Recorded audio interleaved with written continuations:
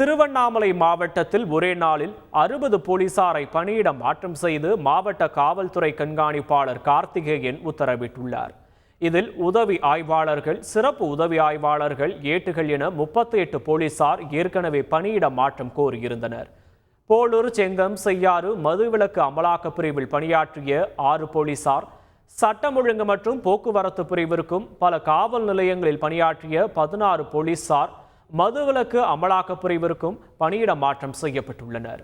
கள்ளக்குறிச்சியில் கள்ளச்சாராய இறப்பை அடுத்து திருவண்ணாமலை மாவட்டத்தில் 60 போலீசார் பணியிட மாற்றம் செய்யப்பட்டுள்ளது குறிப்பிடத்தக்கது. இயற்கை உபாதை கழிக்க சென்றவரிடம் கஞ்சா போதையில் செல்போன் கேட்டு தகராறு செய்த கும்பல் செல்போன் தர மறுத்தவரை கத்தியால் வெட்டி கொன்ற சம்பவத்தில் உறவினர்கள் சாலை மறியலில் ஈடுபட்டனர்.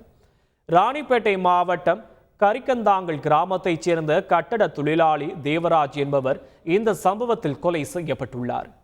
கரிக்கந்தாங்கல் அருகே உள்ள ஏரிக்கரையில் நடந்த இந்த கொலையில் உயிரிழந்த தேவராஜருக்கு 7 மற்றும் 4 வயதில் 2 குழந்தைகள் இருப்பது குறிப்பிடத்தக்கது.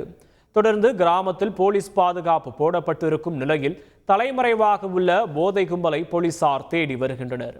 இதனிடையே குற்றவாளிகளை உடனடியாக கைது செய்ய வலியுறுத்தி தேவராஜின் உறவினர்கள் ஆற்காடு திருத்தணி சாலையில் சாலை மறியலில் ஈடுபட்டது பெரும் பரபரப்பை ஏற்படுத்தியது.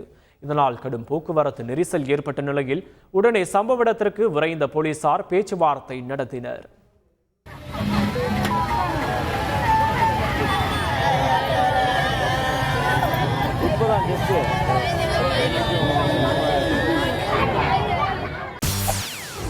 செய்திகளை உடனுக்குடன் தெரிந்து கொள்ள உடனே சப்ஸ்கிரைப் பண்ணுங்க.